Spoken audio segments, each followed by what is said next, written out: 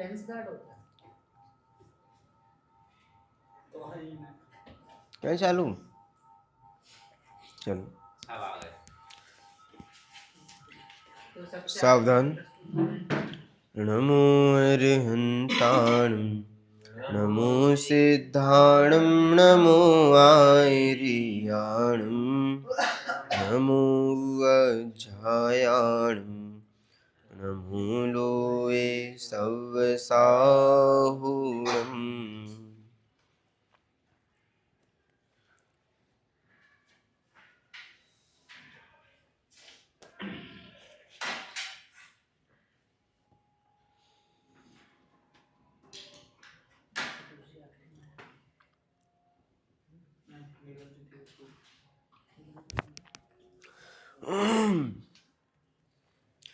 कल हमने क्रिया और अभिप्राय इन दो चीज़ों के बारे में बोर्ड पर देखा था। क्रिया कहाँ हो रही है? संयम भैया,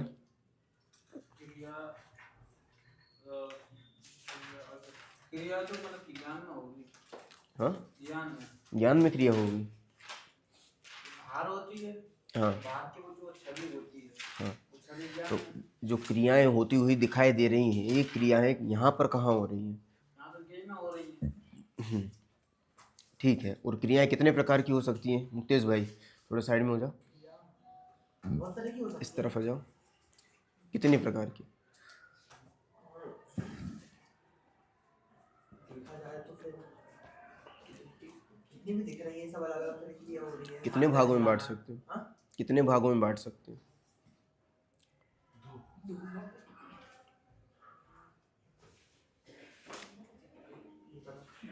राज भाई मोबाइल अब रख दो, पीछे रख दो, वो बाद में देखना कौन आया है, अभी रख दो। चाय कौन लेके आएगा? लो जल्दी फास्ट। क्रिया कितने प्रकार की?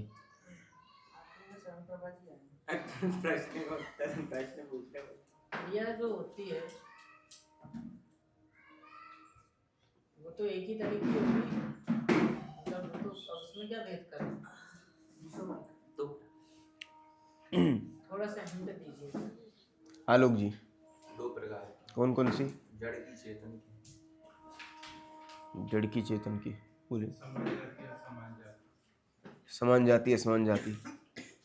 या तो मतलब एक ही तरीके की होती है, या तो कार्य होता है वही क्रिया। ठीक है सुप्रीम भाई। दो में बांट नहीं सकते।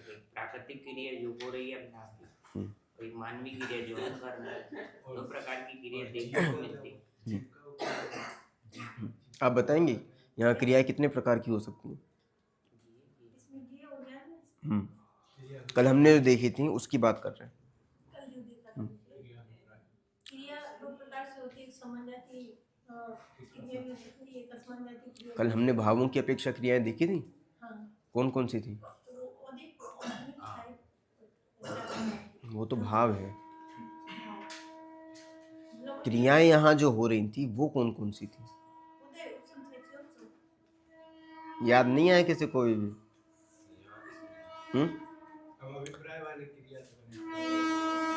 मैंने दो क्रियाएं आपको बोली थी। वैसे राजू भाई का जवाब बहुत अच्छा है, पर उन्होंने समझ पूर्वक नहीं दिया, इसका अफसोस है। आपने कौन सा दिया जवाब? एक ही क्रियाएं होती है। एक क्रिया मतलब क्रियाएं तो जो क्रियाएं वो हैं, ठीक है ना। क्रिया मतलब जो भी समान जाति असमान जाति के जो भी हमें वर्क दिखाई दे रहा है, उसका स्कंद रूप या फिर जो बिगड़ना बिछोड़ना जो भी चीज़ दिखाई दे रही है वो क्रिया नॉर्मली जो हमें होता है वो दिखाई दे रहा है, ठीक है ना। अभी वो मोटी क्रिया को क्या कह रहे हैं, जो पर्याय की पर्याय अपन कहते हैं ना, उस चीज़ को, ठीक है ना। इन्हें हम दो भागों में बांट सकते हैं, एक शुभ और दूसरा अशुभ। कल देखा था, क्योंकि इसका इफेक्ट यहाँ शुभ अशुभ भाव में पड़ेगा। बात समझ में आ रही है? तो शुभ क्रिया और अशुभ क्रिया, एक्चुअल में क्रिया में ये भेद नहीं करना है, पर क्रिया में भेद किया भी जाता है। एक्चुअल में भेद नहीं है, ये तो समझ के लिए है, ये तो हम मानसिकता से इस प्रकार का भेद बनाए हैं चरणानुयोग की अपेक्षा से। वास्तव में शुभ अशुभ क्रिया होती है क्या? क्रिया तो क्रिया है भाई। परमाणुओं का किस प्रकार से बिखराव होगा ये तो उनकी स्वतंत्र योग्यता पर निर्भर करता है। एक परमाणु अग्नि रूप परिणमित हो जाए, दूसरा परमाणु जल रूप परिणमित हो जाए, ये तो उसकी योग्यता पर निर्भर करता है ना। ये कौन सा परमाणु कब, यहां से मान लो 30 परमाणुओं का अलग होना है तो ये उसकी स्वतंत्र क्रिया है, ठीक है ना। तो इस प्रकार की जो हमें क्रियाएं होती हुई दिखाई दे रही हैं ये एकदम स्वतंत्र क्रियाएं हैं। ये ना तो शुभ होती है ना अशुभ होती है, पर शुभ अशुभ माना जाता है, ठीक है ना। वो कहने का सत्य है, एक्चुअलिटी कुछ भी नहीं है। कहने में क्या चीज आएगी राज भाई? कहने में ये आएगी कि मतलब शब्द में कैसे बताया जाए उसको? अभी तो बोला मैंने, शुभ और अशुभ। अच्छी बुरी कह सकते हैं ना। हाँ, अच्छी बुरी के लो, ठीक है। अब मुझे बताइए शुभ क्रियाएं कौन कौन सी हैं, मुक्तेश भाई जल्दी जल्दी बताइए। क्रियाएं जैसे अभी तो मन देगा उसको शुभ क्रिया कहेंगे। अपन पढ़ रहे हैं, पढ़ने की क्रिया हो गई, जैसे हमारी पढ़ने की क्रिया ये शुभ क्रिया कहते हैं अपन। और व्रत आदि की कहते हैं, उसको शुभ क्रियाएं कहते हैं। तीर्थ वंदना, पूजन करना, विधान करना, ये सब। ठीक है। अशुभ क्रियाएं कौन कौन सी है संयम भाई? कषाय, ये अशुभ क्रियाएं हैं। अशुभ क्रियाएं, अशुभ क्रियाएं, हिंसा करना, झूठ बोलना, चोरी करना, कुशील का सेवन परिग्रह करना, और आलोक भाई? अभद्र वचन बोलना, जिससे जिससे पाप का बंध हो वो सब ये शुभ क्रिया है। बंद हो मतलब पाप का आश्रय हो, आश्रव हो, मतलब पाप मतलब जिससे बंधता हो। मुझे ये बताओ क्रिया से बंध का क्या संबंध है? निमित्त से ये बता रहा हूँ मैं। अभी तो मैं क्रिया की बात कर रहा हूँ ना भाई। परमाणु स्वतंत्र रूप से एक परमाणु दूसरे परमाणु से अलग हुआ, इसमें बंध का क्या संबंध होगा? तो फिर उससे इफेक्ट ही कहाँ पड़ेगा? अभी तो मैं क्रियाओं की बात कर रहा हूँ। तो क्रियाओं से भी फिर इफेक्ट कहाँ वही पड़ेगा? बढ़ता ना क्रिया। क्रियाओं का तो इधर इफेक्ट ही नहीं है। वही फिर मतलब ही क्या है, मतलब ये जानने। तो वही तो बता रहे हैं, आप तो क्रिया बताइए ना। अशुभ क्रियाएं कौन कौन सी हैं? किसी को मारना, सताना, लुट देना, हाँ चोरी करना, जो इन्होंने बताया 5 पाप। हाँ, और क्या हो सकता है? कसायों की क्रिया, बहुत ज्यादा क्रोध करना, हाँ बहुत ज्यादा मान करना, हाँ मायाचारी। ठीक है। लोभ। अब इसके अलावा और कोई क्रियाएं होती हैं? अरति हास सोग वैग्राम, नौ कसाय वाली ले लो। ठीक है। और सप्तव्यसन और सुप्रीम भाई? जितने भी गलत कार्य है सब अशुभ क्रिया में आएंगे। खाना बनाना कौन सी क्रिया होगी? खाना पीना, खाना बैठना, चलना सब ये अशुभ क्रिया में आएंगे। ये सब अशुभ क्रिया है। खाना बनाना तो शुभ क्रिया होती है। मुनिराज के लिए खाना बनाना शुभ क्रिया होती है। अब हम बना क्या रहे हैं उसमें भी अगर डिवाइडेशन करें तो अच्छा बना रहे हैं तो शुभ क्रिया में, और गलत बना रहे हैं तो अशुभ क्रिया में, ऐसे डिवाइड कर सकते हैं। चलना शुभ क्रिया है क्या अशुभ क्रिया है? मंदिर के लिए चलना शुभ क्रिया है, और नहीं, भगवान के लिए जाना ऐसे बेईमानी नहीं चलेगी यार। नहीं, क्रिया वाला नहीं, चलना। उनके लिए जाना। एक एक करके। प्रमाद रूप की गई हर क्रिया शुभ क्रिया है। प्रमाद रूप की गई क्रिया, प्रमाद के सहित, प्रमाद सहित जो क्रिया है वो सब अशुभ क्रिया है। वो सब अशुभ क्रिया है। क्रिया तो वैसे क्रिया होती है, लेकिन अब आप सुबह शुभ में पूछ रहे हो तो यत्नाचार सहित की गई क्रिया है, वो क्रिया है। हाँ वैसे क्रिया से कोई संबंध नहीं। ठीक है ना। देखो मैं अभी चरणानुयोग नहीं पढ़ा रहा, मैं आपको पढ़ा रहा हूँ यूनिवर्सल फैक्ट, ठीक है। यूनिवर्सल फैक्ट के हिसाब से देखा जाए तो कोई भी क्रिया हो, अभी कुछ भी स्वच्छंदता ग्रहण मत करना, बिल्कुल सीधी सिंपल भाषा में समझना। कोई भी क्रिया हो, आपको जो भी होता हुआ दिखाई जो दे रहा है, चाहे हाथ का हिलना हो, ये जो हाथ हिल रहा है, ये जो बोलने के जो चीज़ें निकल रही हैं, या फिर हिंसा होती हुई दिखाई दे रही है, ठीक है ना, झूठ बोलता हुआ कोई व्यक्ति दिखाई दे रहा है, चोरी करने की क्रिया हुई, या फिर कोई भी ये अशुभ क्रियाएं, ठीक है, जिनको हम अशुभ रूप क्रियाएं मानते हैं। अब शुभ रूप क्रियाएं भी आप ले लो, पूजा करना, तीर्थ यात्रा करना, मंदिर जाना, ठीक है, ये शुभ रूप क्रियाएं हो गई। और तीसरी एक और कैटेगरी बनाना नॉर्मल क्रिया, जिसमें हम शुभ दोषों को डिवाइड नहीं कर पा रहे हैं अभी। मान लो जैसे खाना बनाना, ठीक है, चलना, दौड़ना, उठना, बैठना। अब इसमें अपेक्षाएं लग जाती हैं। यदि खाना बना रहे हो तो यदि महाराज जी के लिए खाना बना रहे हैं तो वो शुभ क्रिया हो जाएगी। महाराज जी के लिए खाना बनाया जाता है हाँ, महाराज जी के लिए खाना नहीं बनाया जाता, उस उद्देश्य से कि कोई मुनि पर राजा हाजिर हाँ हो। उस उद्देश्य से कि यदि कोई अतिथि संविभाग वाली उसमें, ठीक है ना, ये अच्छा पॉइंट है, समझ में आया ना। चलो, तो महाराज जी के लिए खाना नहीं बनाया, पर खाना में एक उद्देश्य ये भी निहित होना कि खाना इतना शुद्ध हो कि कोई भी अतिथि आए तो उसको हम अतिथि संविभाग कर सकें, ठीक है ना। तो खाना बनता ही नहीं, भोजन भोजन हाँ, भोजन बनता है। अब मैंने कहा ना अभी चरणानी योग नहीं चल रहा है, ठीक है। हाँ, ये भी अच्छा पॉइंट है, पॉइंट सारे ही अच्छे हैं, खाना का मुसलमान सब पता है भैया। मैंने कहा ना अभी चरणानी योग नहीं है। क्या देख रहा है, खाना देख। हाँ, सही बोल रहा है वो, ठीक है। पर अभी चरणानी योग नहीं पढ़ा रहा हूँ मैं, चरणानी योग के क्लास में आपको चरणानी योग बताया जाएगा, ठीक है।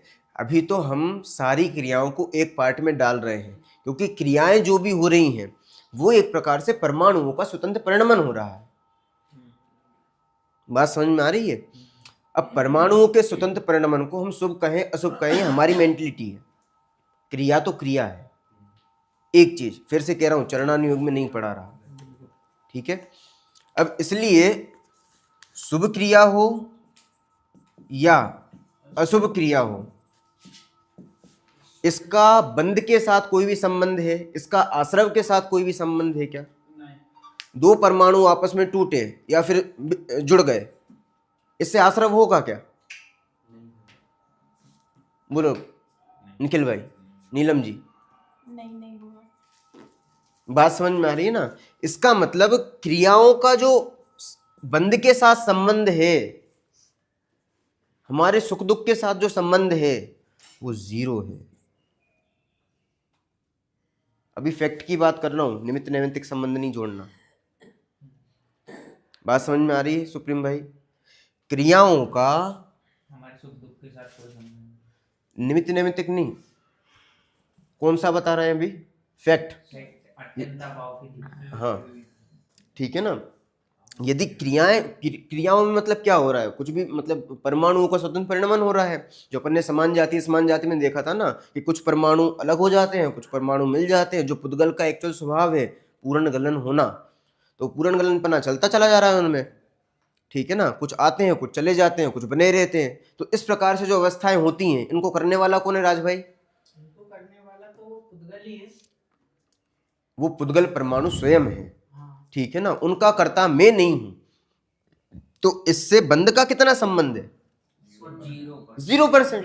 कोई संबंध नहीं है। बात समझ में आ रही है?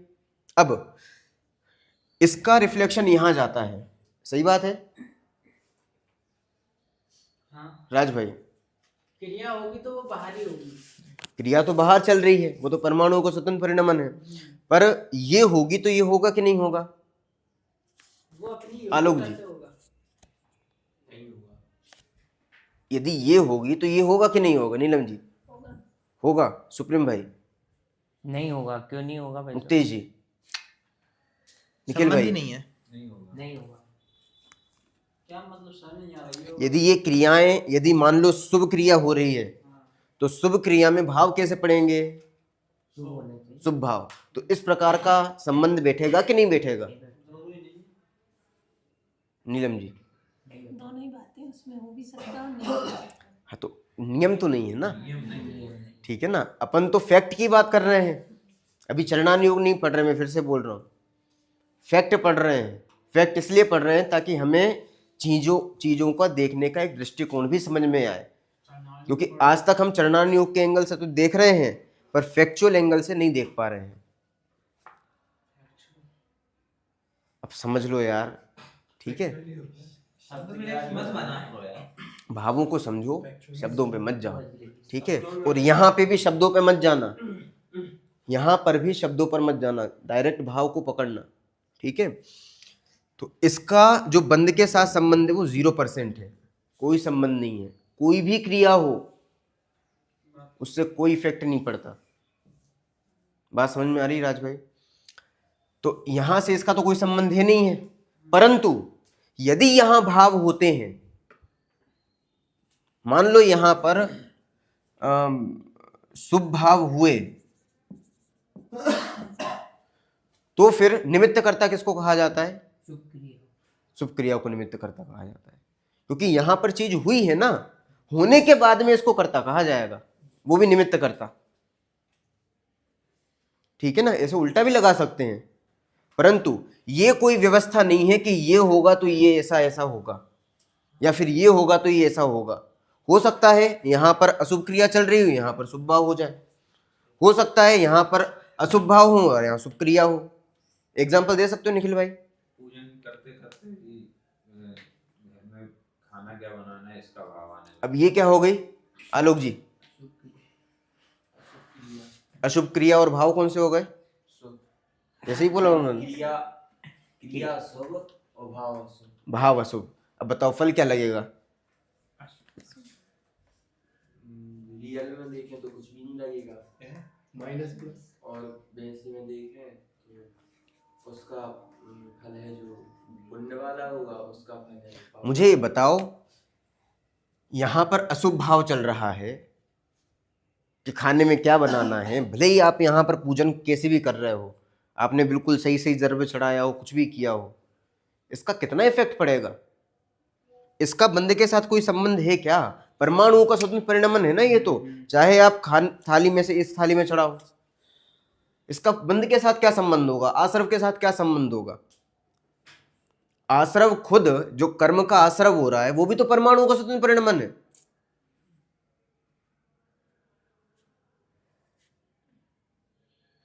बात समझ में आ रही है? इसका किसी प्रकार का बंद के साथ संबंध नहीं है, क्योंकि इसका कर्ता कौन है?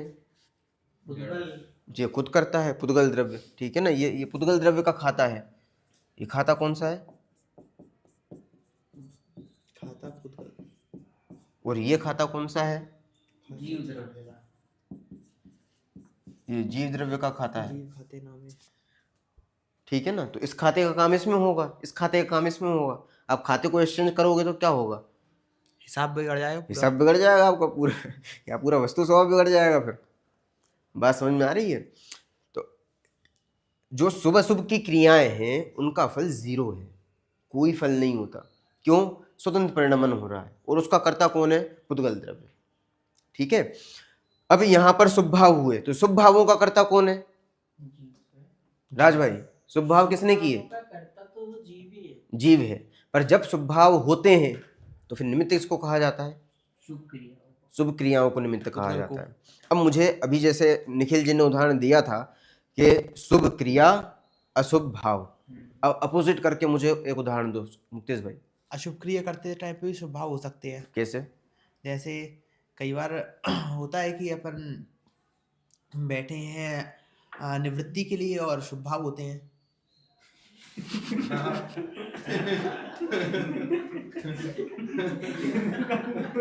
ठीक है, चलो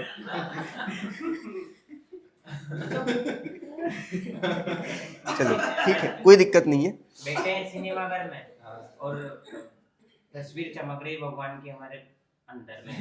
हाँ, ऐसा हो सकता है। हाँ, ठीक है, मतलब मान लो सिनेमा घर में बैठे हो, खाते खाते तत्व का चिंतन करना, ठीक है ना। या फिर सिनेमा घर का उदाहरण ले तो सिनेमा घर में जो मान लो मूवी चल रही है, अब कोई अचानक कोई घटना हो गई, वेरागुण मर के आ गया, हो सकता है कि नहीं हो सकता है? तो अब ये क्रिया कैसी हो गई? क्रिया तो हो गई अशुभ, और भाव कैसे हो गए? शुभ। अब बताओ फल क्या लगेगा? शुभ का लगेगा। राज भाई बताओ फल क्या लगेगा? फल का तो सिनेमा घर में बैठे हो, देखिए ये बात समझने की, ठीक है, बोलना नहीं चाहिए, बहुत अरे, दिक्कत हो जाएगी। बोलने की कौन कह रहा है? ये आपको तो समझ में आना चाहिए। पहले ही बोल रहा है कि हैं? बोलना नहीं है, समझिए। नहीं तो ये पहले ही मैं कह रहा हूँ, चरणानुयोग नहीं पढ़ा रहा हूँ। चरणानुयोग को अलग तरीके से पढ़ाया जाएगा। परिणाम पढ़ाएंगे तो बिल्कुल कहेंगे कि वहाँ शुभ करो, शुभ करो। फिर तो यही कहेंगे कि यहाँ शुभ क्रिया करो आप, वो तो करने का ही उपदेश दिया जाएगा।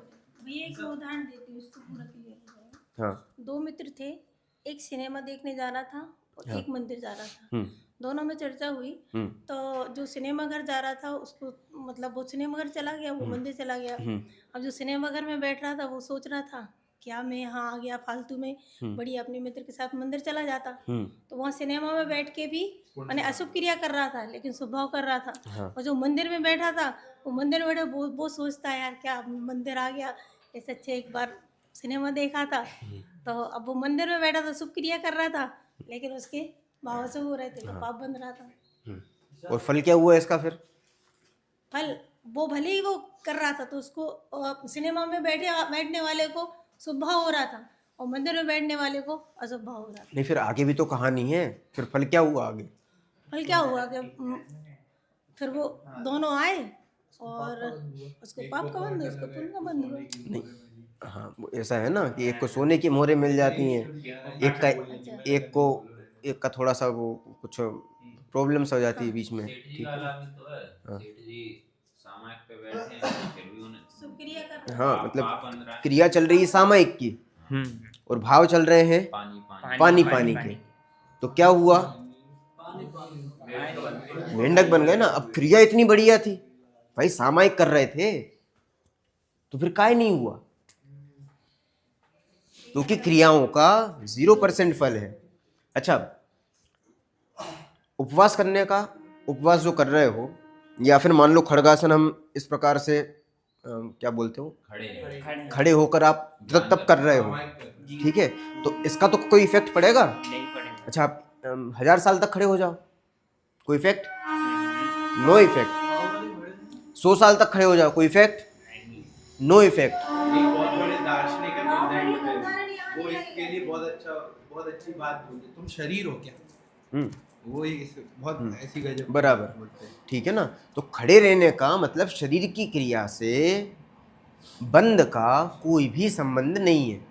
क्यों? बिल्कुल अलग आ गया, अत्यंत क्यों अलग है। क्यों जीरो रिजल्ट। जीरो रिजल्ट क्यों आ रहा है? क्योंकि जो पुद्गल का पुद्गल में हो रहा है कार्य, हाँ, पुद्गल का कार्य पुद्गल में हो रहा है, जीव का कार्य जीव में हो रहा है, जीव का तो कार्य। जीव का कार्य जो हुआ उसका फल जीव को लगा, पुद्गल का कार्य हुआ उसको पुद्गल का। ठीक है ना। अब ये अपन ने शुभ क्रियाओं में जोड़ा।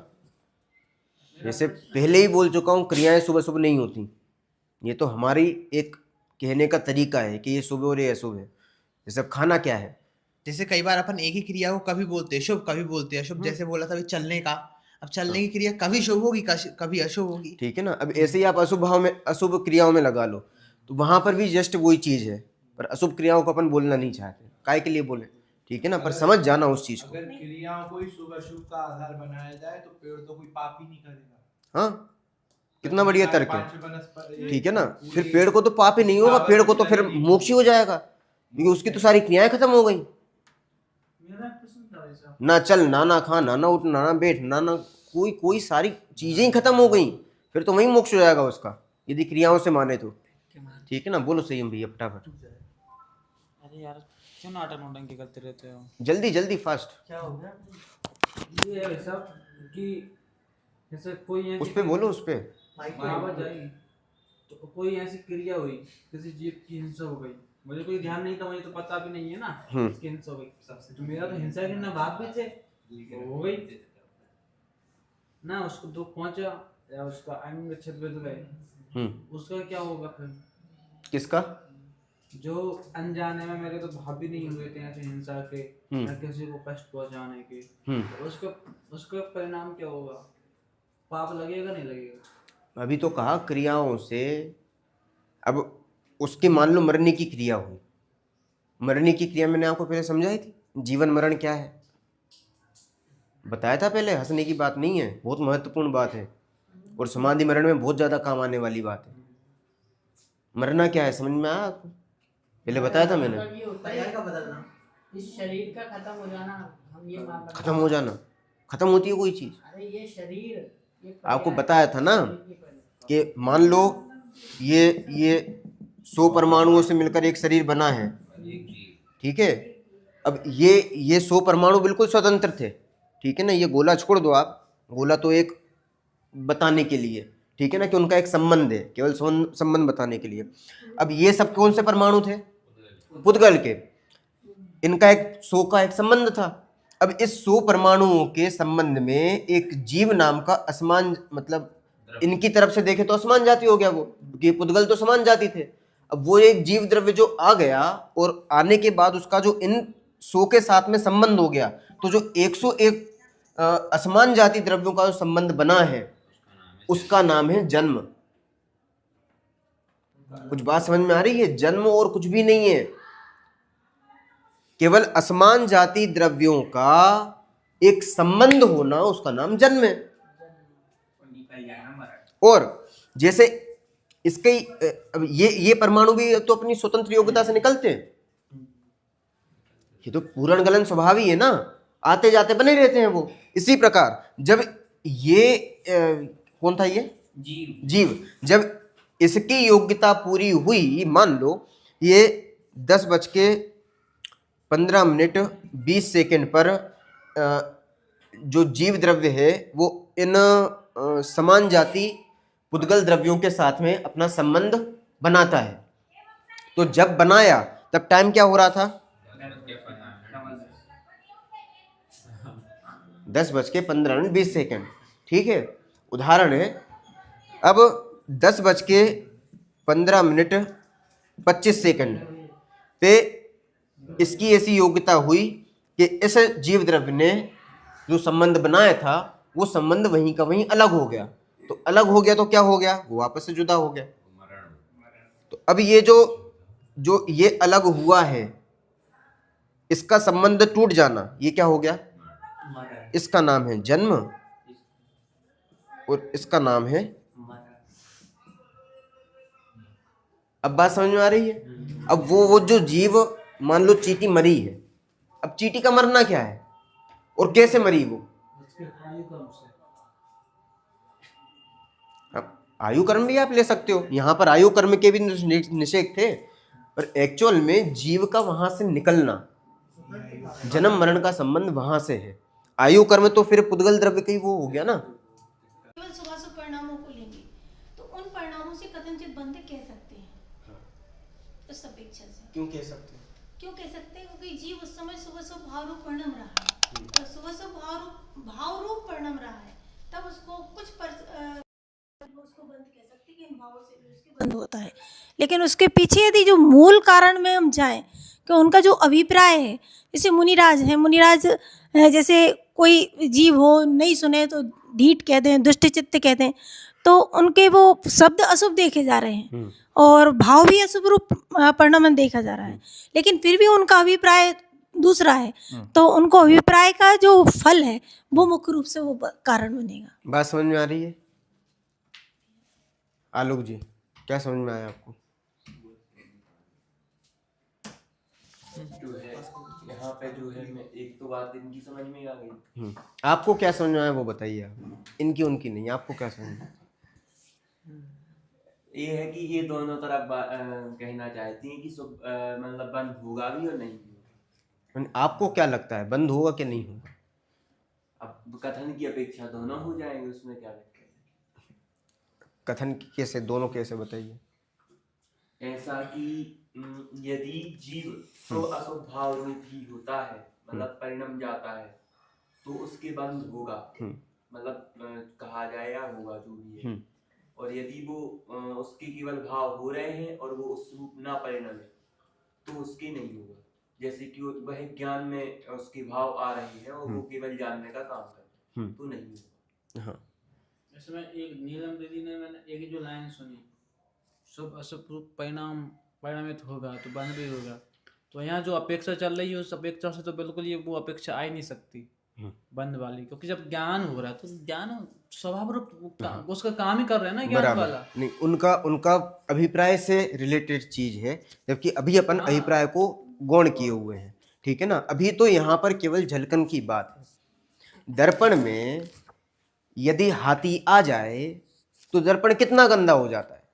मैंने ये भी बोला था कि वो जीव की क्रिया है तो क्रिया से बंद नहीं होता, हमने एक अपेक्षा ये भी बोली थी। बात समझ में आई ना? मतलब इसका भी यदि हम देखें, भाव का भी 0% बंद है, क्रियाओं का भी 0 है, इसका भी एक्चुअल में देखें तो 0 है। पर अभिप्राय की तरफ से कहा जाता है तो उसका 1% कह दिया जाता है, वो एक अलग चीज़ है। वास्तव में वो चीज़ यदि अपन एक्चुअल में देखें तो वो चीज़ सही नहीं है, ठीक है ना। अभिप्राय की तरफ से कह देते हैं और वो चीज़ ठीक नहीं है वास्तव में। यहाँ पर तो अभी जैसे मैंने बताया कि ये जो चीज़ है ये तो जीव का भाव है। अब वो अपना ही कोई काम कर रहा है तो उसका बंध के साथ क्या संबंध हो सकता है। यदि कोई चीज स्वभाव रूप क्रिया होगी, स्वभाव रूप क्रिया में बंध क्या होगा, बात समझ में आ रही ना। हाँ, यदि कोई विभाव रूप क्रिया करे, आप अपनी चीज को अपना मानोगे क्या प्रॉब्लम है, पर हाँ दूसरी चीज को अपना मानोगे तो प्रॉब्लम है, फिर जेल जाओगे।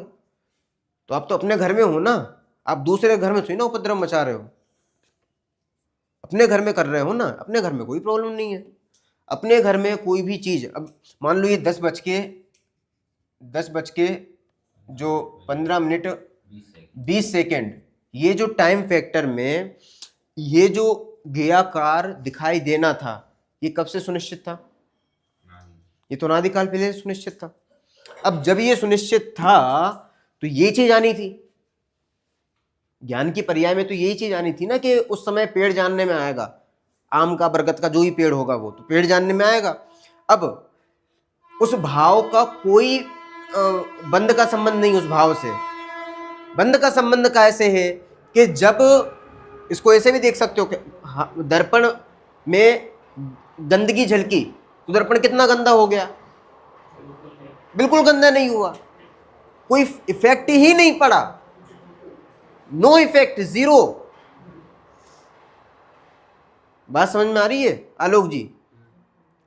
ऐसे ही यहां पर पेड़ झलक गया, ऐसे ही यहां पर जो आप कह रहे हो शुभ अशुभ भाव, वो तो कहने की चीज है। मान लो यहां शुभ भाव आ गए, कोई प्रॉब्लम, कोई प्रॉब्लम नहीं। यहां शुभ भाव आ गए, कोई प्रॉब्लम, कोई प्रॉब्लम नहीं। और यहां शुद्ध भाव आ गए तो कोई प्रॉब्लम ही नहीं। यदि दर्पण पर यदि गंदगी लग भी जाए तो भी दर्पण शुद्ध है, तो भी दर्पण शुद्ध है, दर्पण में ठीक है ना। इसका मतलब यहाँ भावों का कोई फर्क नहीं पड़ता है, उसका बंध के साथ जीरो संबंध है। नीलम जी ऐसे बोल रही कि गंदगी लग जाए, अब दो चीजें, एक तो गंदगी आ जाए, मतलब दर्पण में कुछ कीचड़ झलक गई, दूसरा दर्पण के ऊपर कीचड़ लग गई, दोनों में क्या अंतर होगा सर? ऊपर ऊपर है ना, वो धुल जाएगा, मतलब दर्पण में थोड़ी ना गया है। वो तो पुद्गल की क्रिया होगी जो कीचड़ लगी है। हाँ, और दर्पण में जो वो आई है वो दर्पण की क्रिया होगी। हाँ, पर दर्पण अभी भी स्वच्छ है। दर्पण दो ही तरफ से स्वच्छ है जी, चाहे ऊपर लगे चाहे अंदर दिखे। अंदर है नहीं दिख रहा है मात्र। ये फैक्ट है। प्रॉब्लम तब होती जब दर्पण में या फिर आपका वो रेत की तरफ से देखो तो दर्पण का विकार होता। विकार कभी दर्पण का नहीं है। हाँ, दर्पण में विकार दिखाई दे रहा है, ये अलग बात है। रेत में से तेल निकल रहा है पर रेत का तेल नहीं है। ठीक है, वो आपके लिए उदाहरण है केवल, ठीक है। बात समझ में आ रही है। इसीलिए क्रियाओं का 0% फल। यहां पर जो भाव हो रहे हैं, चूंकि जीव का ही कर्म है, अनादिकाल पहले से सुनिश्चित है, कोई प्रॉब्लम नहीं है, इसका भी 0% फल है।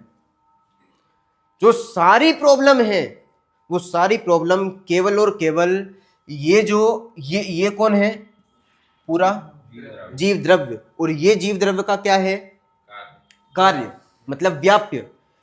और इस व्याप्य में व्यापक कौन है, जीव द्रव्य। जब हम इस कर्म को अपना कर्ता मान लेते हैं और इन दोनों को अभेद कर देते हैं, अभेद मतलब यही मैं हूं, इस प्रकार की एकत्व बुद्धि, यह मैं हूं, यह मेरे हैं, ये ममत्व बुद्धि, मैं इनका करता हूं, यह कर्तृत्व बुद्धि, और मैं इनका भोक्ता हूं, यह भोक्तृत्व बुद्धि।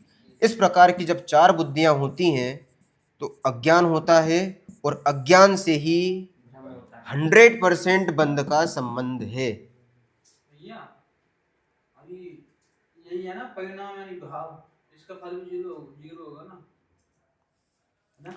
परिणाम नहीं, अभी परिणाम की बात नहीं कर रहे अपन। तो भाव हाँ, जो भी अपन ने वो परिणाम वैसे वाले सिद्ध नहीं किए, इसमें ये चीज, ठीक है ना। ये जैसे आप बता रहे हो तो ये झलकन की बात आई, ठीक, ज्ञान का परिणाम है या फिर जो आप कह रहे हो भाव भी हो रहे हैं वो चारित्र का परिणाम है? अभी चारित्र की बात नहीं कर रहे, अभी ज्ञान की बात कर रहे हैं। ज्ञान की बात है ना केवल, हाँ परिणाम तो चारित्र की परिणाम में चले जाएंगे। हाँ, यदि चारित्र की बात करेंगे तो वहां पर जिस रेशो अनंतानुबंधी, अप्रत्यख्यान, प्रत्यख्यान, संजुलन, वो जो रेशो है उस रेशो में जितनी कसाई होंगी उतना बंद होगा।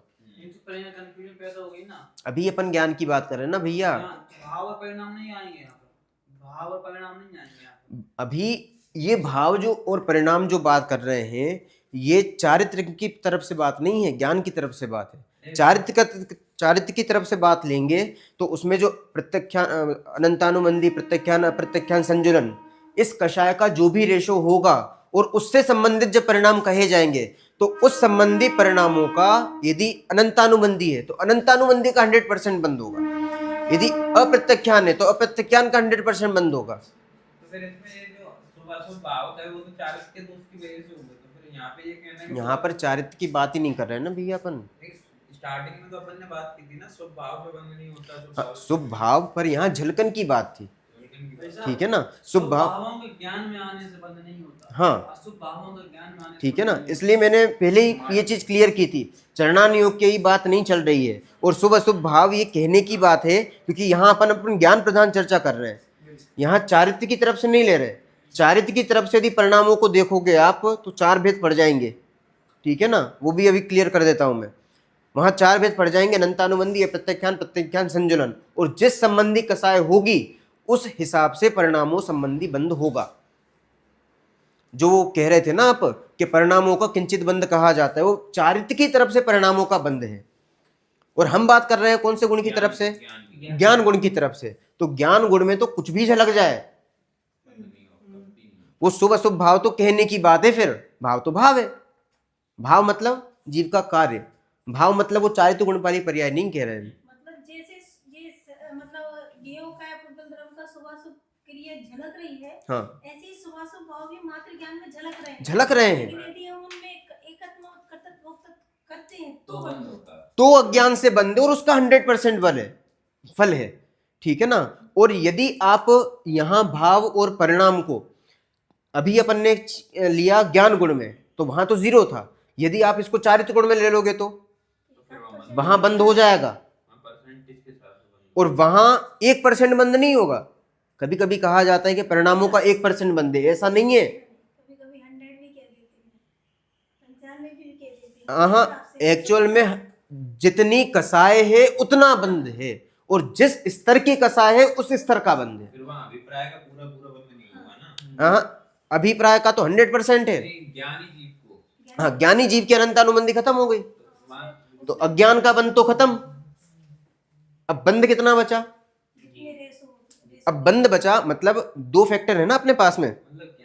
देखो अपने पास जो फैक्टर हैं यहां समझना, मोह कर्म है, मोह कर्म के 2 फैक्टर हैं, एक दर्शन मोह और दूसरा चारित्र मोह। तो इसका जो बंद का संबंध था जिससे 100% बंद हो रहा था, ये बंद का संबंध है अज्ञान वाला। अज्ञान से मतलब दर्शन मोह के कारण अज्ञान होता है, ये निमित्त नैमित्तिक संबंध, ठीक है। तो इसका 100% जो बंद हो रहा था वो हो गया 0। क्यों? सम्यक दर्शन हो गया, अज्ञान आपका खत्म हो गया। ये होता है आपके चौथे गुण स्थान में। क्यों? आपकी दृष्टि परिवर्तित हो गई। हमारा पहला साल का कोर्स किस बेस पे है? दृष्टि परिवर्तन पे तो है कि हमें यूनिवर्सल फैक्ट देखने की दृष्टि आ जाए और हम उस अकॉर्डिंग अपनी मान्यता सेटअप करें, ठीक है। तो अब बंद का संबंध, बंद कितना हुआ? 0। क्रिया कुछ भी हो, परिणाम कुछ भी हो, वो उनका खाता अलग है। प्रॉब्लम जो यहाँ 100 थी वो कितनी हो गई? अज्ञान जाते से ही वो हो गई 0। अब चारित्र मोह में 4 फैक्टर्स हैं, कौन कौन से आलोक जी? अनंतानुबंधी, अप्रत्यज्ञान, प्रत्यज्ञान और संजुलन। अनंतानुबंधी, ठीक है, ऐसे नहीं लिखता हूं मैं। अनंतानुबंधी, अप्रत्यख्यान, प्रत्याख्यान और संजलन। ठीक है, यदि आप चौथे गुण स्थान में हो इसका मतलब ये खत्म, पांचवें में हो इसका मतलब ये खत्म, छठवें सातवें में चले गए इसका मतलब ये खत्म, और 11वें 12वें में हो तो इसका मतलब बात समझ में आ रही है? मतलब 10 के ऊपर यदि गए तो उपसम हुआ या फिर 6 हुआ, जो भी हुआ वो मतलब ये एक प्रकार से यदि उपसम हुआ है तो वो उपसमित हो गए, 6 हुआ है तो 6 हो गए। ठीक है ना, तो उस हिसाब से इनका परसेंट ऑफ रेशो जितना भी होगा, मान लो ये गई तो अब ऐसा नहीं है कि अब कभी कभी कहते हैं ना ऐसा कि परिणामों का तो 1% बंद है, अभिप्राय का 99% बंद है, तो ये चीज ठीक नहीं है। क्यों? अभिप्राय का तो भाई साहब 100% बंद है, और परिणामों का, परिणाम मतलब चारित्र गुण वाले परिणाम की बात कर रहा हूं, ज्ञान में जो चीज दिखाई दे रही है उसकी बात नहीं कर रहा हूं। चारित्र के परिणामों की या भाव की बात की जाएगी तो ये 4 फैक्टर से जाएंगे। अब इसके हिसाब से जितनी कषाय होगी उसका आपको उस रेशो में बंद होगा। अनंतानुबंधी खत्म हो गया, ज्ञान होने के बाद में अनंतानुबंधी खत्म। अब यहां पर आप कहो 75% बंद है तो ये चीज भी ठीक नहीं है। अप्रत्याख्यान का भी 100, इसका भी 100, इसका भी 100, पर इस 100 में भी आगे पीछे हो सकता है। ठीक है ना, क्यों? क्योंकि इसमें तीव्रता मंद्रता बहुत ज्यादा है। ठीक है ना, पर कर्म का जो बंध है वो तो पूरा है। बात समझ में आ रही है? तो ये फैक्टर्स हैं। तो जब यहां परिणामों की हम बात कर रहे थे पहले ज्ञानात्मक परिणामों की बात, तो ज्ञानात्मक परिणामों में चाहे शुभ दिखाई दे चाहे अशुभ भाव दिखाई दे, कोई भी चीज दिखाई दे, 0 बंद है। पर यदि चारित्र गुण की तरफ से बात करें तो वहां चूंकि कषाय है, बंद कम ज्यादा होगा, राग द्वेष है, वो होगा उसी अंदर। वो इस रेशो में होगा। ठीक है ना, पर इससे भी ज्यादा फल किसका है, इससे भी ज्यादा प्रॉब्लम किस चीज से है, वो है इस चीज से। इसलिए है क्योंकि जो पहला मेन फैक्टर है, हाँ, ये है अपनी जड़, अनंतानुबंधी और उसका कोरिलेशन है उसका। ये सबसे जो मेन प्रॉब्लम है ना वो मतलब ये जो है अज्ञान और ये है अनंतानुबंधी, ये इस फैक्टर की सबसे बड़ी प्रॉब्लम है। क्योंकि ये एक प्रकार से जड़ का काम करते हैं और बाकी जो चीजें हैं कषाय या फिर चारित्र मुनि ले लो, वो पेड़ पत्ती का काम करती है। तो पेड़ पत्ती से प्रॉब्लम नहीं है, प्रॉब्लम है जड़ से। जड़ एक बार गई, पेड़ पत्ती अपने आप मुरझा जाएगी। कितना टाइम लगेगा? ज्यादा ज्यादा 1 महीना, पर वो धीरे धीरे अब खत्म होना चालू हो जाएगा। तो इसको खत्म करना नहीं पड़ता, ये खत्म होता है। बात समझ में आती है ना? क्लियर हो रही है चीजें? ये ऑटोमेटिक काम है, ये भी ऑटोमेटिक काम है, ये आपके हाथ में नहीं है। और इसका सीधा संबंध इसके साथ में है। यहां पर जैसे जैसे कषायों का उपशम, क्षयोपशम होगा, उस अनुसार चारित्र गुण के परिणाम या भाव होते चले जाएंगे। ऐसे कैसे कह सकते हैं आप इनके हाथ में? वो इसलिए हाथ में है क्योंकि उनका निमित्त नैमित्तिक संबंध डायरेक्ट उसी के साथ में। हाथ में नहीं। अरे हाथ में नहीं है, फैक्चुअल तो चीज ये है कि इससी क्या बात है, कोइंसिडेंस ऐसा है कि वो उसी टाइम पे मतलब वो 100% उसी चीज, मतलब जब 100% निमित्त नैमित्तिक संबंध है उनका, क्या तो पूरे जीवों पे लगाना पड़ेगा, है ही ना, मिराज को भी लगाना पड़ेगा। हाँ है ही 100% निमित्त नैमित्तिक संबंध है इस समय पे। बात समझ में आ रही है? कर्म का संबंध 100% ही होता है, निमित्त नैमित्तिक संबंध। कर्म के साथ से ही होता होगा। अच्छा, इसी का नाम इसलिए तो कर्म को कहते हैं। जीव के हिसाब से जब आपने क्षयोपशम की परिभाषा है कि उसमें आपने देखा होगा ना, ज्ञान कैसे होता है। परीक्षा मुख में सूत्र है, दूसरे अध्याय का 9वां सूत्र है, स्वावरण क्षयोपशम लक्षण योग्यतया ही प्रतिनियत मर्थम व्यवस्था पयति। ठीक है ना, वहां पर वीर्यांतर राय का क्षयोपशम लिया है। संस्कृत में आप जब भी बोले कोई उसका हिंदी ट्रांसलेशन जरूर करें। वही तो बता रहे हैं भाई। मतलब खुद की योग्यता तो है ही है, खुद की योग्यता यहाँ पर आ गई, पर निमित्त रूप से कर्म का क्षयोपशम, क्योंकि वो 100% होता है। वो निमित्त नैमित्तिक संबंध 100% कर्मों के साथ में ठहरता है, पर कर्म करता है ये बात सिद्ध नहीं होती। क्यों? अत्यंत भाव की दीवार है, इसलिए कर्म का संबंध नहीं है, पर 100% संबंध है। कौन सा? निमित्त नैमित्तिक संबंध। मुक्तेश जी, क्लियर हो रही हैं चीजें? बहुत महत्वपूर्ण चीज है। राज भाई, कोई प्रॉब्लम? देखो, स्वच्छंदता बिल्कुल भी ग्रहण मत करना। अभी यदि मैं इसका जीवनोपयोगी पॉइंट बताऊंगा तो आपके पैरों तले जमीनें खिसकना चालू हो जाएंगी। भाई साहब थर्ड फ्लोर पे हैं अभी। है तो वो मैं बताना नहीं चाहता, पर आप अपने ऊपर पूरा लगा सकते हो।